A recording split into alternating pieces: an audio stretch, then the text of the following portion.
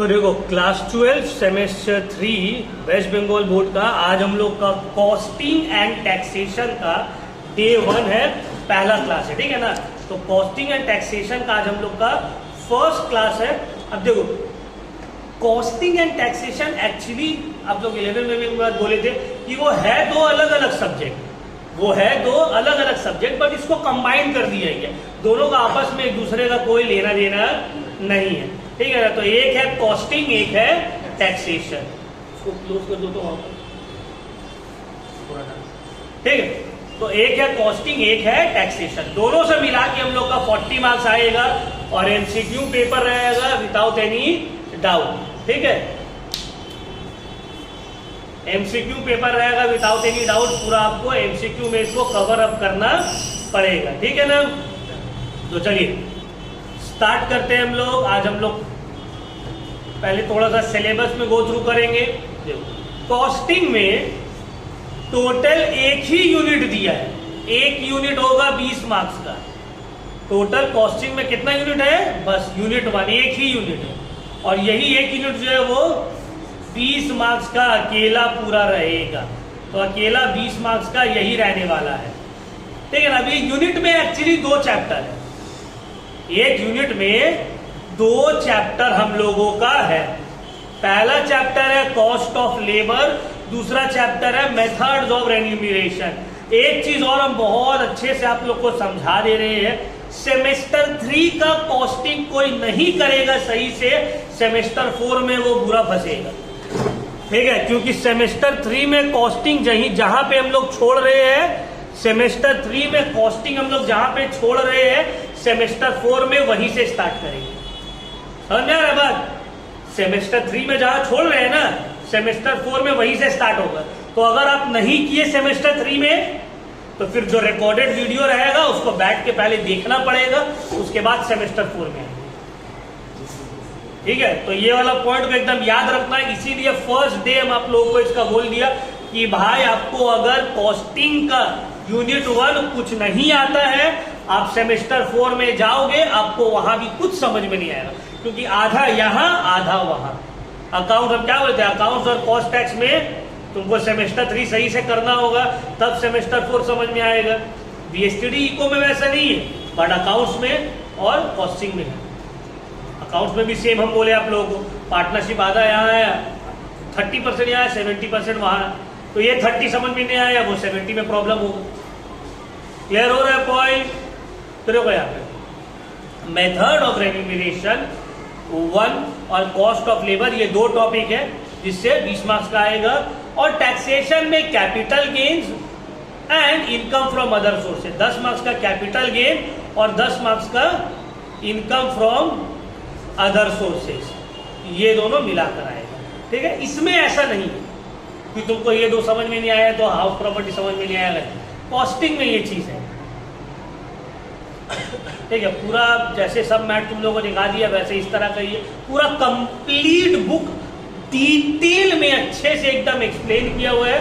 फिर एंडिंग में MCQ, year questions, suggestions, class test, सब कुछ दिया हुआ है। जैसे देखो ये पहला यूनिट हम लोग का कॉस्टिंग है, पहला यूनिट खत्म हो रहा है, इससे रिलेटेड पहला यूनिट पूरा खत्म हुआ। इससे जो सम्स वम्स है वो भी पूरा ईयर क्वेश्चन देख रहे हो, 10 ईयर का सम्स भी हम पूरा दे दिए 2024 से लेके 15 तक का। उसके बाद एमसीक्यू बेस्ड आएगा ना एग्जाम में, तो देखो एमसीक्यू भी दिया हुआ है अलग अलग टाइप का, कैटेगरी का इंपॉर्टेंट एमसीक्यू पूरा दिया हुआ है। इसको आप लोग हम लोग सॉल्व करेंगे मिलकर, अलग अलग टाइप्स का एमसीक्यू होने के बाद पूरा एमसीक्यू समझ में आ गया, match the column, fill in the blanks, reason and assertion, सब तरह का एमसीक्यू करने के बाद फिर हम लोग ईयर एडिशनल एमसीक्यू के लिए क्यूआर कोड दिया हुआ है, चैप्टर टेस्ट के लिए क्यूआर कोड दिया हुआ है, ठीक है। ये सब करो। प्रीवियस ईयर क्वेश्चन दे दिए, देखो 2025 सेमेस्टर 3 पहला बार एग्जाम हुआ था, कॉस्टिंग में यूनिट 1 से 20 मार्क्स का क्वेश्चन आया था, पूरा 20 क्वेश्चन यहाँ दिया हुआ है, ढूंढने की जरूरत है, पूरा 20 क्वेश्चन बुक में दिया हुआ है। उसके बाद 2025 से 15 तक का ओल्ड सिलेबस में जो एमसीक्यू आता था ये टॉपिक से, पूरा एमसीक्यू एक जगह दिया हुआ है, इसको पूरा हम लोग देख सकते हैं आराम से, ठीक है। फिर इंपॉर्टेंट एमसीक्यू दे दिया है यहां से। इंपॉर्टेंट एमसीक्यूज करने के बाद सजेशन दे दिया है, प्रैक्टिस पेपर दिया हुआ है, ठीक है। तो ऑलरेडी हम डे 1 में पूरा जो एक्सप्लेन किए थे उसी कैटेगरी का पूरा ये सब है। तो चलो now let's start with topic 1। First topic concept of labour का, कॉस्ट ऑफ लेबर। ये पूरा थियोरेटिकल चैप्टर है। पहला जो यूनिट का फर्स्ट जो टॉपिक है unit 1 cost of labour, unit 1 a concept of labour में कॉस्ट ऑफ लेबर। अब देखो इसमें टाइम कीपिंग, उसका अलग अलग devices, features, time booking, ideal time, ये सब हम लोग के सिलेबस में है। सिलेबस का स्टार्टिंग में भी, चैप्टर का स्टार्टिंग में भी हम दे दिया और वहां पे भी दिया हुआ, ठीक है। तो चलो स्टार्ट करते हैं। पूरा थ्योरेटिकल है, ध्यान से सुनना है, पूरा ऑटोमेटिकली समझ में आएगा। 2 क्लासेस हम लेंगे इसको और ये थ्योरी वाला टॉपिक को कंप्लीट कर देंगे इंशाल्लाह एकदम अच्छे से। 2 क्लास में ये पूरा अच्छे से आप लोगों का कंप्लीट हो जाएगा, ठीक है। तो चलो लेट्स स्टार्ट। पहला, अब देखो कॉस्ट ऑफ लेबर। सबसे पहले ये समझना है सर, कॉस्ट ऑफ लेबर का मतलब क्या है, लेबर का कॉस्ट का मीनिंग क्या होता है, what do you mean by cost of labour. अब देखो लेबर एक मेजर एलिमेंट है प्रोडक्शन का। कोई भी सामान को बनाने के लिए क्या क्या चाहिए हम लोगों को, लैंड, लेबर, कैपिटल, एंटरप्रेनर। तो लेबर भी तो एक इंपॉर्टेंट कॉस्ट है ना भाई, एक इंपॉर्टेंट कॉस्ट एलिमेंट है। प्राइम कॉस्ट में भी आता है, ओवरहेड कॉस्ट में भी आता है, डायरेक्ट लेबर, इनडायरेक्ट लेबर, तो इंपॉर्टेंट है। तो कंट्रोलिंग लेबर कॉस्ट एक बहुत चैलेंजिंग है, क्योंकि ह्यूमन जो है वो मशीन की तरह नहीं है। एक इंसान जो कम में आपको सामान बनाकर दे दे रहा है, हो सकता है दूसरा इंसान उतना कम में ना दे। समझ में आ रहा बात? एक इंसान आज जितना अच्छे से बना ले रहा है किफायत से, हो सकता है कल वो उतने किफायत से ना बना पाए। चांसेस है ना ये सबका, क्यों? क्योंकि ह्यूमन है, ह्यूमन एरर हो सकता है। तो लेबर कॉस्ट का मतलब क्या होता है, लेबर कॉस्ट एंड बेनिफिट्स। इसमें लेबर में कॉस्ट में 3 तरह का आता है। एक आता है monetary benefits, deferred monetary benefits और फ्रिंज बेनिफिट्स। हम लोग मतलब समझ में आता है सिर्फ दिहाड़ी काम किया है, ले 500 रुपया जा, हो गया लेबर। नहीं, वैसे नहीं होते। और यहाँ पे जब हम लेबर वर्ड यूज कर रहे हैं तो हम लोगों का दिमाग में आता होगा लेबर मतलब सिर्फ जो आलू बेचता है, सीमेंट बेचता है, सीमेंट उठा रहा है, मजदूरी कर रहे हैं। नहीं, यहाँ पे लेबर का मतलब फिजिकल लेबर भी आ सकता है, स्किल्ड लेबर भी आ सकता है, अनस्किल्ड लेबर भी हो सकता है। टेलर वो भी लेबर में आ जाएगा, ड्राइवर वो भी लेबर में आ सकता है। समझ में आ रहा है बात? अब मॉनिटरी बेनिफिट्स में क्या होता है, हम लोग इनकम फ्रॉम सैलरी किए थे, basic veg, dearness allowance, house rent allowance, bonus, ये सब आ जाता है। अब डियरनेस अलाउंस का क्या मतलब, महंगाई भत्ता है ना। हाउस रेंट अलाउंस ऑलरेडी हम लोग अभी 1 महीना पहले ये सब किए डिटेल में, है ना। फिर डिफर्ड मॉनिटरी बेनिफिट्स का मतलब प्रोविडेंट फंड, मतलब पैसा ही है लेकिन अभी नहीं मिलेगा, बाद में। प्रोविडेंट फंड, पीएफ जिसको हम लोग बोलते हैं, अरे बुड्ढा रिटायर हुआ है, बहुत हेवी पीएफ का पैसा मिला है उसको, 50 लाख रुपया, है ना, पीएफ। फिर आता है ESI, health insurance, retirement benefits, gratuity, profit के ऊपर बोनस, ये सब। फिर आता है फ्रिंज बेनिफिट्स। फ्रिंज मतलब नॉन मॉनिटरी बेनिफिट्स, जैसे कि सब्सिडाइज फूड। मेरा एक फ्रेंड काम करता है बीपीओ में, वो बोलता है लोगों को सब्सिडाइज फूड मिलता है, मतलब 20 रुपया में लोगों को दिन का खाना मिल जाता है। बोला क्या मिलता है, चिकन, अंडा, रोटी, सब। तो ये हो गया फ्रिंज बेनिफिट। भाई जो 100 रुपया खाना है 20 में तुमको दे रहे हैं, ये भी तुम्हारा वेजेस में ही कैलकुलेट होगा। हाउसिंग दे दिया, एडुकेशन फ्री में दे दिया, मेडिकल फैसिलिटी दे दी है। तो ये सब जो बेनिफिट्स मिल रहा है आपका वेजेस का ही तो पार्ट है ना भाई, समझ रहे? ये सब सैलरी में जुड़ाए होते हैं। बोलते हैं ना आपका सैलरी रहेगा साल का 12 लाख रुपया, तो हाथ में मिलेगा 8 लाख, बाकी बोले सस्ता में खाना दे रहे, आने जाने का जो भाड़ा दे रहे हैं, घर का रहने का रेंट जो दे रहे हैं, ये सब जुड़ा जाएगा। पीएफ जो कट रहा है, इन हैंड अलग होता है सैलरी, जिसको हम लोग नेट सैलरी या इन हैंड बोलते हैं, और ग्रॉस सैलरी अलग होता है। सुनिए ना तुम लोग भाई, ग्रॉस सैलरी, नेट सैलरी, ये सभी ग्रॉस का पार्ट है। क्लियर? कोई डाउट? अब देखो लेबर दो तरह का होता है, एक होता है डायरेक्ट लेबर, दूसरा होता है इनडायरेक्ट लेबर। डायरेक्ट लेबर का मतलब होता है वो लेबर जो कि डायरेक्टली प्रोडक्शन प्रोसेस में पार्टिसिपेट करता है और जिसका कंट्रीब्यूशन प्रोडक्ट में नजर आता है। इनडायरेक्ट लेबर का मतलब होता है वो लेबर जो इनडायरेक्टली पार्टिसिपेट कर रहा है प्रोडक्शन प्रोसेस में, उसका कंट्रीब्यूशन डायरेक्टली फिनिश प्रोडक्ट में नजर नहीं आ रहा है। डायरेक्ट लेबर का एग्जांपल क्या हो गया? एक फैक्ट्री है जहां पे कपड़ा बन रहा है, तो वहां पे जो कपड़ा सिलाई कर रहा है टेलर, वो हो गया डायरेक्ट लेबर। उस फैक्ट्री का एक दरवान है, वॉचमैन है, क्लीनर है जो साफ सफाई कर रहा है, ये लोग कौन हो गया? Indirect labour. ये लोग डायरेक्टली कपड़ा बनाने में हेल्प नहीं कर रहा है, प्रोडक्शन में डायरेक्टली पार्टिसिपेट नहीं कर रहा है, लेकिन लेबर तो ये लोग भी है। तो ये लोग कौन सा लेबर हो गया? Indirect labour. समझ में आया? तो direct labour cost means the wages that can be traced to a specific product और कॉस्ट सेंटर। मतलब एक वर्कर एक मशीन में काम कर रहा है, एक असेंबली सेक्शन में काम कर रहा है। इनडायरेक्ट लेबर मतलब जिसको कोई एक पर्टिकुलर प्रोडक्ट से एसोसिएट करना मुश्किल है। समझ में आया? Driver, van driver indirect labour हो गया। क्लियर हुआ पॉइंट? अब देखो distinction between direct and indirect labour. Direct labour traceable to a product, एक पर्टिकुलर प्रोडक्ट में उसका कॉस्ट को ऐड किया जा सकता है। इनडायरेक्ट लेबर को एक पर्टिकुलर प्रोडक्ट में add, direct labour part of price cost है ना, direct labour, direct material, direct expenses. Indirect labour part of production cost, production overhead, factory overhead. Direct labour variable है, ज्यादा काम करेगा ज्यादा देंगे, कम काम करेगा कम देंगे, नहीं काम करेगा नहीं देंगे। इनडायरेक्ट लेबर जनरली फिक्स रहता है, काम हो ज्यादा हो कम हो, वॉचमैन को उतना ही सैलरी मिलेगा, है ना। डायरेक्ट लेबर का एग्जांपल होता है worker working in a machine और an assembly section. Indirect labour का example material handler, supervisor. Clear हुआ पॉइंट? सर क्यों ये जरूरी है कि हम लोग डायरेक्ट लेबर और इनडायरेक्ट लेबर को अलग करें? Why is it important to split, differentiate between direct labour and indirect labour? Why is it important to split between direct and indirect labor? क्यों sir? Why? Number 1, accurate labor cost calculation and control. आपको पता रहे direct labour cost कितना है उसको control किया जा सके। दूसरा, overhead cost, extra overhead calculate करने के लिए आपको स्प्लिट करना जरूरी है। समझ में आ रहा बात? हम तुमको पैसा दिए, लो बाबू 500 रुपया, एक काम करोगे उसको रमजान का टाइम है चैरिटी कर दोगे और कुछ खा पी भी लोगे, फिर हमको बाद में बताना, ठीक है? तुम बोले ठीक है सर, तुम 10 रुपया चैरिटी कर दिए, 490 खा लिए।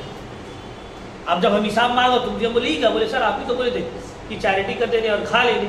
तो भाई मेन काम तो चैरिटी का था ना, थोड़ा बहुत खा लेते, तुम तो थोड़ा बहुत चैरिटी कर दिए, पूरा खा लिए। तो उसी तरह मेन तो डायरेक्ट लेबर कॉस्ट है ना, ओवरहेड तो इनडायरेक्ट है, वो तो मेन नहीं है। अब समझ में आया सर, डायरेक्ट में खर्च हो रहा है, इनडायरेक्ट में ज्यादा हो जाता है, तो ये भी जरूरी है कैलकुलेट करना overhead. Proper overhead allocation, over अभी सेमेस्टर 4 में आएगा। ये जो एक्स्ट्रा कॉस्ट आ रहा है, जैसे कि फॉर एग्जांपल मान लो ये पूरा कोचिंग है, पूरा में तो हम नहीं पढ़ा रहे, एक तरफ हम पढ़ा रहे, दूसरी तरफ और क्लासेस हो रहे है ना। अब इलेक्ट्रिसिटी का कॉस्ट को हम लोग को फाइंड आउट करना पड़ेगा। वाई? ताकि स्प्लिट किया जा सके। जी जी बैठिए बैठिए बैठिए बैठिए दोनों, ठीक है, ताकि स्प्लिट किया जा सके कि कौन सा डिपार्टमेंट में कितना डिवाइड होगा। अब जैसे कि मान लो मेरे यहाँ पे एसी है, वहां पे भी एसी है, यहाँ पे भी 4 लाइट है, वहां पे भी 4 लाइट है, तो उसके बेसिस पे हम लोग डिवाइड कर सकते हैं, ठीक है ना। ठीक है, अब देखो नेक्स्ट, इंट्रोड्यूसिंग इंसेंटिव स्कीम्स। आपको इंसेंटिव स्कीम्स इंट्रोड्यूस करना है। क्या मतलब है सर इंसेंटिव स्कीम्स का? इंसेंटिव स्कीम्स का मतलब होता है या आपको बोनस देना है, तो आप कौन सा बेसिस पे बोनस दोगे? उसके लिए तो आपको कैलकुलेट करना पड़ेगा ना कि कितना मेरा डायरेक्ट लेबर हो रहा है, कितना ओवरहेड हो रहा है। तो ये सब के लिए जो है आपको it is important to calculate distinguish direct and indirect labour. Inter unit comparison, अलग अलग यूनिट ऑफ कंपैरिजन के लिए अलग अलग यूनिट कंपैरिजन का मतलब क्या होता है? अलग अलग यूनिट कंपैरिजन का मतलब होता है, बोलो, प्रोडक्शन डिपार्टमेंट का, मार्केटिंग डिपार्टमेंट का, सेल्स डिपार्टमेंट का, सर्विस डिपार्टमेंट का, ये अलग अलग यूनिट का कंपैरिजन करना है कि ये लोग का डायरेक्ट और इनडायरेक्ट कॉस्ट के बीच में डिफरेंस कितना है, ठीक है। फिर एस्टिमेटिंग टोटल कॉस्ट, तो ये सब रीजन के वजह से डायरेक्ट और इनडायरेक्ट कॉस्ट को डिस्टिंग्विश करना इज इंपॉर्टेंट, ठीक है। अब देखो, control over labour cost, labour cost के ऊपर कंट्रोल कैसे किया जाएगा sir? Labour cost can be excessive, बढ़ सकता है ड्यू टू इनएफिशिएंसी।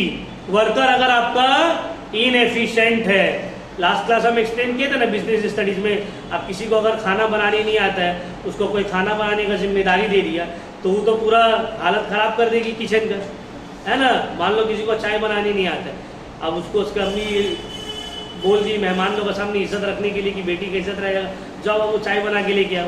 अब वो तो कभी चाय बनाई नहीं है, उसको सिर्फ अंडा उबालने आता है, और वो वसी करके चाय बनाने चले गए तो वो तो हालत खराब कर देगी किचन का, है ना। तो लेबर कॉस्ट बढ़ जाएगा अगर इनएफिशिएंसी है।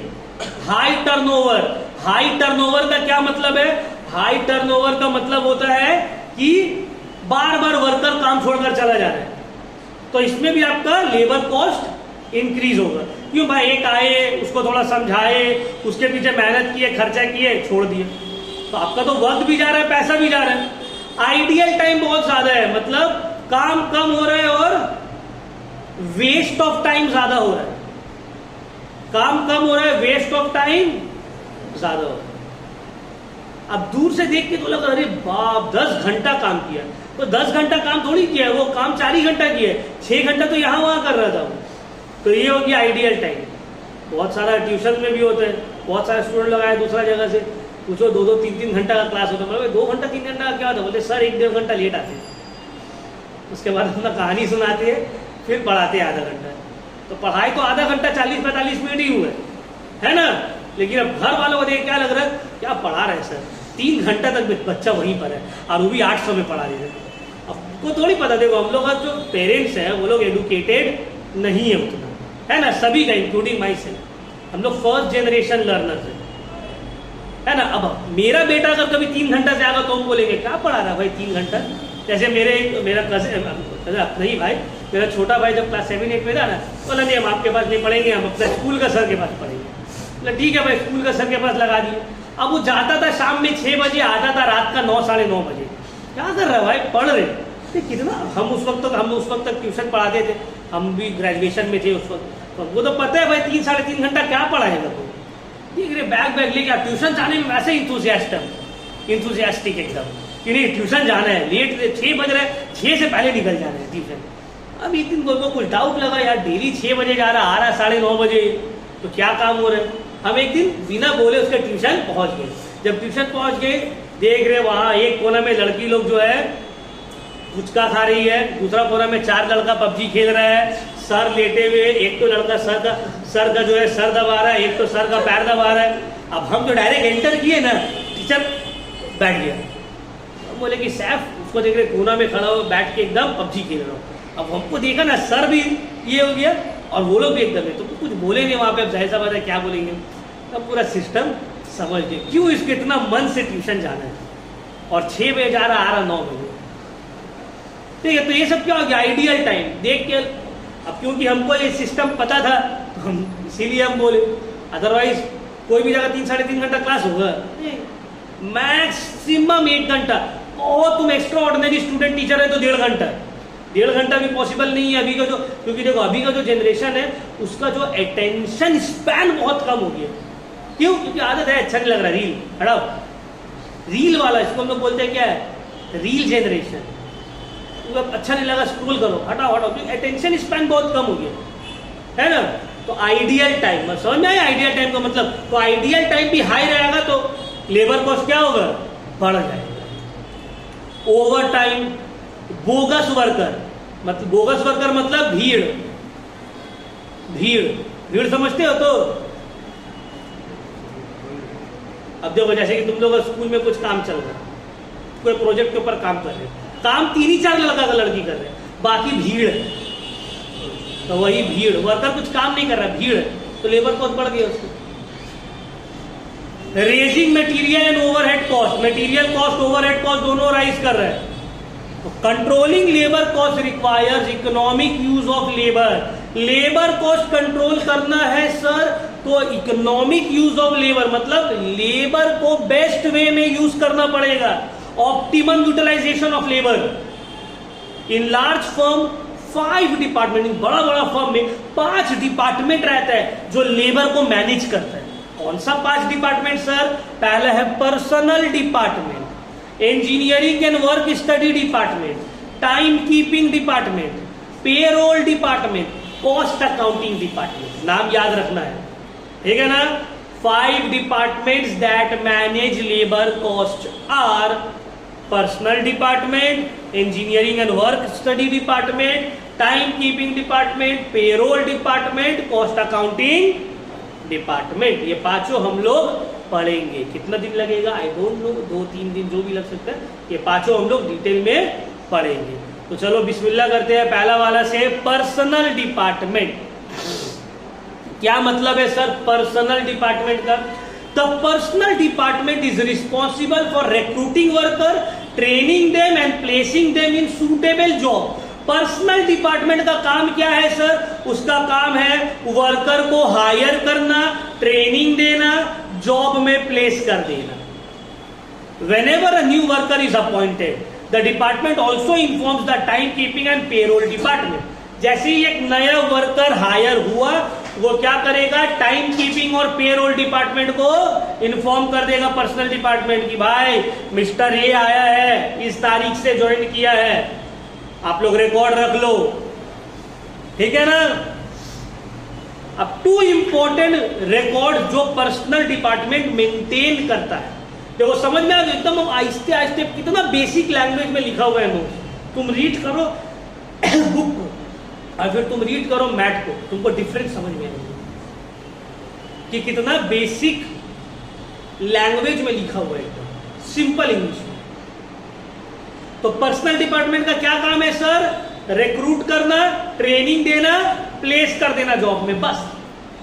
और जब एक नया वर्कर हायर होगा तो उसको क्या करेंगे सर, पेरोल डिपार्टमेंट और टाइम कीपिंग डिपार्टमेंट को बता देंगे, ठीक है ना सर। अब 2 इंपॉर्टेंट रिकॉर्ड रखता है कौन, personal department. Number 1 labour placement requisition, ये क्या है sir, recruitment begins when personal department receives a signed labor placement requisition from the department needing workers।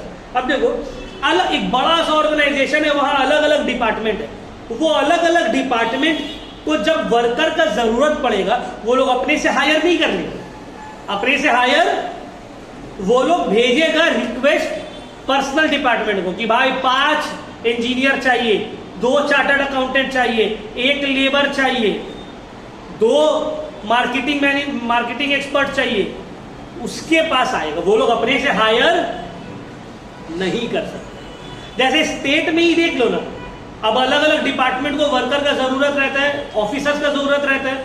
जैसे कि फॉर एग्जांपल फाइनेंस डिपार्टमेंट को ऑफिसर का जरूरत है, पुलिस डिपार्टमेंट को ऑफिसर का जरूरत है, तो लोग अपने से हायर नहीं करेगा, वो लोग पब्लिक सर्विस कमीशन जो स्टेट का है उसको भेजेगा रिक्वायरमेंट, वो लोग एग्जाम कंडक्ट करके हायर करते हैं, ठीक है। तो फर्स्ट तो समझ में आ गया, ये लोग सबसे पहले रिक्रूटमेंट का प्रोसेस स्टार्ट होगा जब पर्सनल डिपार्टमेंट को मिलेगा साइन किया हुआ रिक्वेस्ट, ठीक है। तो पहले first is check is own record, अपना खुद का रिकॉर्ड चेक करेगा कि मेरे पास ऐसा कोई वर्कर अवेलेबल है क्या। इफ नॉट तब वो लोग कॉन्टैक्ट करेगा एम्प्लॉयमेंट एक्सचेंज ऑफिस को, एजुकेशनल इंस्टीट्यूट जाएगा, न्यूज़पेपर में ऐड डालेगा, wanted engineer, wanted teacher, wanted chartered accountant, उसके बाद एप्लीकेशन आना स्टार्ट होगा, फिर टेस्ट होगा, इंटरव्यू होगा, वर्कर सिलेक्ट होगा और फिर कंसर्न डिपार्टमेंट को इन्फॉर्म कर दिया जाएगा कि भाई आपको जो वर्कर चाहिए उसका सिलेक्शन हो गया। तो क्लियर हो रहा है पर्सनल डिपार्टमेंट का काम आपको? जिसको पर्सनल डिपार्टमेंट का काम समझ में आ रहा है ना कि भाई उसके पास पहले रिक्वेस्ट आएगा तब वो हायर करेगा, अपने से हायर करना चालू। दूसरा होता है employees history card. Personnel department employees history card रखेगा हर वर्कर का, जिसमें उसका नाम, address, department, date of joining, salary, number, previous employment कहाँ था, क्यों छोड़ा, कब टर्मिनेट हुआ है, वो रीजन क्या था, सब कुछ लिखा हुआ रहेगा, जिसके बेसिस पे मैनेजमेंट जो है लेबर टर्नओवर, मतलब वर्कर जो ज्यादा छोड़ के जा रहा है इसको कम करने का कोशिश करेगा और वर्किंग कंडीशन को क्या करेगा, इंप्रूव। समझ में आया?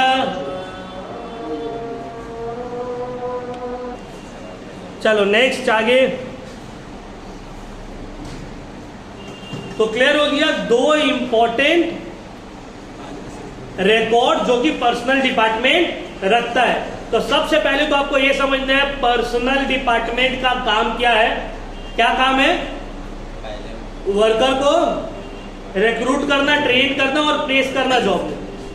कब स्टार्ट होगा recruitment? After it has received the request from the various department और द कंसर्न डिपार्टमेंट। दो important record maintained by the personal department, labour placement requisition and employees history का। लेबर प्लेसमेंट रिक्वेजिशन का मतलब कि भाई मेरे पास जो रिक्वेस्ट आ रहा है कितना वर्कर को हायर करो, वो रिक्वेस्ट लेबर प्लेसमेंट रिक्वेजिशन, ठीक है ना। उसके बाद लेबर हिस्ट्री कार्ड, वो वर्कर का पूरा हिस्ट्री कार्ड रहेगा उसमें। अब लेबर टर्नओवर यहां यूज हुआ, क्या मतलब है लेबर टर्नओवर का? Labour turnover means the percentage of change in the labour force in an organization. A high labor turnover means the workers are not stable and employees are frequently changing. High labor turnover is not desirable. क्या मतलब है इसका? ठीक है, समझा रहे हैं in short. Labour turnover का मतलब होता है कि क्या फ्रीक्वेंसी से आपका वर्कर काम छोड़कर जा रहा है। अगर लेबर टर्नओवर हाई है, अच्छा बात नहीं है। क्यों? क्योंकि आपका सिस्टम में तब कुछ गड़बड़ है, बार बार वर्कर छोड़कर क्यों जा रहा है काम, मतलब कुछ ना कुछ गड़बड़ हो रहा है ना। और अगर लो लेबर टर्नओवर है, इसका मतलब है ऑर्गेनाइजेशन इज रनिंग स्मूथली। तो एम्प्लॉय हिस्ट्री कार्ड में एक रहता है reason the employee is terminated और लेफ्ट। अब अगर लेबर टर्नओवर हाई है तो मैनेजमेंट इसको देखेगा क्यों हाई है भाई, क्या रीजन है। एक अच्छा ऑर्गेनाइजेशन वही होता है जिसका लेबर टर्नओवर क्या होगा, कम होगा। बार बार कोई वर्कर आ रहा है छोड़कर चला जा रहा है, मतलब आपका ऑर्गेनाइजेशन अच्छा। Clear? Engineering and work study department दूसरा। अब क्या मतलब है engineering and work study department? ये दूसरा डिपार्टमेंट है। This department helps to control working condition and production method. इसका मेन काम क्या? वर्किंग कंडीशन और प्रोडक्शन का मेथड को कंट्रोल करना ही मेन काम है engineering and work study department का। अब इसका अलग अलग फंक्शन है। पहला number 1, preparing plan and specification for production job. Plans बनाएगा प्रोडक्शन जॉब से रिलेटेड। दूसरा, supervising production activity, production activities को सुपरवाइज करेगा, नजर रखेगा ठीक से चल रहा है तो। तीसरा, conducting and supervising research and experimental work, अलग अलग रिसर्च और एक्सपेरिमेंट्स का वर्क को कंडक्ट करेगा ताकि कैसे काम को और बेटर वे में किया जा सकता है। Maintaining safety and efficient working condition, एक अच्छा वर्किंग कंडीशन को मेंटेन करेगा ताकि वर्कर लोग सेफ रहे, सिक्योर रहे। Doing time study and motion study, ये सबको डिटेल में पढ़ेंगे। Time study and motion study क्या होता है, कौन करता है? ये वर्क स्टडी डिपार्टमेंट करेगा। जॉब एनालिसिस करे जाएगा। जॉब एनालिसिस क्या होगा इसको भी हम लोग आगे पढ़ेंगे। फिक्सिंग पीस रेट, पर पीस का रेट क्या रहेगा डिसाइड करता है ये लोग। Conducting job evaluation and merit rating, ये सब अभी हम लोग डिटेल में पढ़ेंगे, ये सब होता क्या। ठीक है, अब आते हैं time study. Sir time study का मतलब क्या होता है? टाइम स्टडी का मीनिंग क्या है? टाइम स्टडी का मतलब होता है कि एक एवरेज टाइम डिसाइड करना जो एक पर्टिकुलर काम को करने के लिए रहना चाहिए, मिलना चाहिए। आपका एग्जाम होगा 2 घंटा मिलेगा आपको 40 मार्क्स का रिटर्न में, एमसीक्यू में 1 घंटा 15 मिनट मिलेगा। अब ये 1 घंटा 15 मिनट ही को बोला जाता है टाइम स्टडी। अब कौन ये डिसाइड किया होगा कि 40 एमसीक्यू सॉल्व करने के लिए आपको 1 घंटा 15 मिनट दिया चाहिए? ऐसा तो नहीं है कि बोर्ड वाले लोग उठा होगा एक दिन, बोला होगा हाँ चलो मेरा दिल कर रहा है इतना तो इतना ये दो। नहीं, टाइम स्टडी किया जाता है ये देखकर कि एक एवरेज स्टूडेंट को ये 40 एमसीक्यू सॉल्व करने में कितना वक्त लगना चाहिए। जितना वक्त एक एवरेज बच्चा 40 एमसीक्यू सॉल्व करने में लगाएगा उतना ही टाइम रख दिया जाएगा। इसको ही बोलते हैं टाइम स्टडी, यही है एग्जाम का टाइम। जो बच्चा हाईली एफिशिएंट रहेगा वो जल्दी कर लेगा, और जो बेकार रहेगा फटकाबाज रहेगा तो उसको 400 जन्म भी लग जाएगा तो वो नहीं करेगा। वो डिपेंड करेगा आगे पीछे कौन बैठा हुआ है, ठीक है ना। तो ये जो एग्जाम का टाइम डिसाइड होगा ये डिसाइड होता है टाइम स्टडी के थ्रू, और टाइम स्टडी किया जाता है एवरेज स्टूडेंट के बेसिस पे। समझ में आ रहा है बात? तो time study means observing and recording the time taken by a normal or average worker to complete each task of the job। मतलब एक नॉर्मल या एवरेज वर्कर एक काम को करने में जितना वक्त लगाएगा उसके बेसिस पे टाइम डिसाइड किया जाता है। कोई भी काम कर, उसको क्या बोलते हैं हम लोग? Time study. It helps to fix standard time and standard output. इसी के टाइम स्टडी के बेसिस पे स्टैंडर्ड टाइम डिसाइड होता है कि कितना वक्त देना चाहिए, और स्टैंडर्ड आउटपुट इस टाइम में कितना प्रोडक्शन होना चाहिए। A worker who meets the target with in standard time is efficient, otherwise inefficient. अगर तुम वक्त दिया हुआ वक्त में काम खत्म कर देते हो, काम कंप्लीट कर देते हो तो तुम एफिशिएंट हो, अदरवाइज या फिर तुम इनएफिशिएंट हो। समझ में आ रहा है बात? अब टाइम स्टडी का एम क्या है सर? पहला है to determine standard time for each job. एक काम को करने का स्टैंडर्ड टाइम क्या होना चाहिए, स्टैंडर्ड टारगेट क्या होना चाहिए, कितना टारगेट होगा, number of workers required to do a job, इस काम को करने में कितना वर्कर लगेगा, कौन वर्कर एफिशिएंट है कौन इनएफिशिएंट है, इसी के बेसिस पर तो डिसाइड होगा। और fix wages based on productivity, productivity के बेसिस पे वेजेस फिक्स करना, ठीक है ना सर। अब आते हैं मोशन स्टडी। मोशन स्टडी का क्या मतलब है? Motion study means a scientific study for of a job to find the best method of doing the work by observing the workers body movement और मशीन मूवमेंट। देखो, motion study का मतलब होता है एक काम को करने के लिए आपका बॉडी में किस तरह का मूवमेंट चाहिए या किस इक्विपमेंट को किस तरह से हैंडल करना है, उसी को डिटरमाइन करने के लिए किया जाता है मोशन स्टडी। जैसे कि फॉर एग्जाम्पल आप लोग देखते हो जब रास्ता में देखते हो ना काम वाम होता है, रोड का काम होता है, तो जैसे कि रोड को खोदना है, तोड़ना है, तो 3-4 वर्कर लोग हथौड़ा लेकर रहता है। एक तो बीच में उसमें कील डूबा हुआ है, और ये एक मारा धाम, फिर दूसरा आया धाम, फिर धाम, 3 4 5, पांचवा खत्म होते थे, फिर पहला का नंबर आ जाता है। तो लोग मोशन स्टडी देखते हो, तुम लोग हाथ में दे देंगे, एक दूसरे का हाथ में मार दोगे सब, लेकिन वो लोग का कितना अच्छा कोऑर्डिनेशन है, ये उठाएगा धाम, फिर धाम, फिर धाम, मतलब एक कंप्लीट कर रहा है, दूसरा तीसरा चौथा पांचवा ऑटोमेटिकली एक मोशन में है। इसको ही बोलते हैं मोशन स्टडी, है ना। फिर कोई देखते होगे यूट्यूब में चैनल में कोई फैक्ट्री में जो काम हो रहा है मशीन से, अब एक वर्कर का काम है, देख के तुमको बहुत इजी लग रहा है कि क्या करना है। जैसे हम देख रहे थे, फर्स्ट से सिर्फ अंडा लाइन से आ रहा है, उसको अंडा कलेक्ट करके कैरेट में भरना है, अंडा कलेक्ट करना है, कैरेट में भरना है, कैरेट अपने आप मूव हो रहा है। अब देख के कितना इजी काम लग रहा है, लेकिन ये मोशन स्टडी में एक बार वो मिस हुआ, कैरेट गिर जाएगा, जरा सा भी मिस हुआ तो इसको ही क्या बोलते हैं, मोशन स्टडी। अब मान लो करते करते उसको लगा थोड़ा सा खुजला ले रहे सर को, चले भाई तुम्हारा खुजलाने के चक्कर में 2 ठंडा नीचे गिर गया। तो इसमें मोशन स्टडी में देखा जाएगा कि कौन सा स्पीड से वो आ रहा है मशीन से, कितना स्पीड से वर्कर उसको उठाएगा, बॉक्स में रखेगा और बार बार सेम मूवमेंट को रिपीट कर रहा है ना। तो इसको ही बोलते हैं मोशन स्टडी। अब उसमें मान लो जैसे कि फॉर एग्जांपल कोई अनप्रोडक्टिव मूवमेंट है तो उसको हटा देगा, जो मोशन स्टडी कर रहे हैं कि भाई ये करने का जरूरत नहीं है, इसमें और काम जो है डिले हो रहा है। वक्त और ज़्यादा लग रहा है, रिस्क और ज़्यादा है ना। लेकिन कोई को थोड़ा स्टाइल मारने के लिए करता है, जैसे डॉली चाय वाला, देखते हो चाय कैसे बनाता है, फट से उड़ा के, ये तो भाई उड़ा के कहे चाय बना रहा है, तो उसका स्टाइल है अट्रैक्ट करने का लोगों को, है ना। अब कोई बोलेगा सर उसमें तो रिस्क ज़्यादा है, भाई उसी रिस्क की वजह से तो लोग उसके पास आ रहे हैं। वो मोशन स्टडी, उसका अपना स्टाइल है करने का। देखते हैं एक टीवी में दिखाता है, वट से ऐसे उड़ा के चाय का कप पकड़ा, फेंक दिया, ऐसे करके चाय आ गई। तुम कर दिया होगा तो आधा आदमी का मुंह ऊपर गिर जाएगा, उसका प्रैक्टिस किया हुआ ये चीज़। तो ये सब मोशन स्टडी में ही आता है। देखे हो ना डॉली चाय वालों को, यूट्यूब में तो देखे होगे ना, फेसबुक में ये भी करते हैं। क्या सर ऐसे लग रहा, देखा ही नहीं तुम। देखो हम खोज के नहीं देखते हैं, ढूंढ के एकदम डॉली चाय वाला एक्शन, अब स्क्रॉल करते करते आ गया तो देख लिए भाई। अब तो सोचेंगे सर कहाँ के बैठ के घर में देख रहे हैं।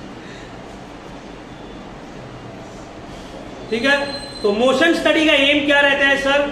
मोशन स्टडी का एम रहता है to identify the workers movement during work. काम के दौरान वर्कर का मूवमेंट को आइडेंटिफाई करना, किस तरह का मूवमेंट हो रहा है। Separate productive and unproductive movement, productive movement को अनप्रोडक्टिव मूवमेंट से अलग कर देना। Reduce wasteful and unnecessary movement, unnecessary movement को कम कर देना।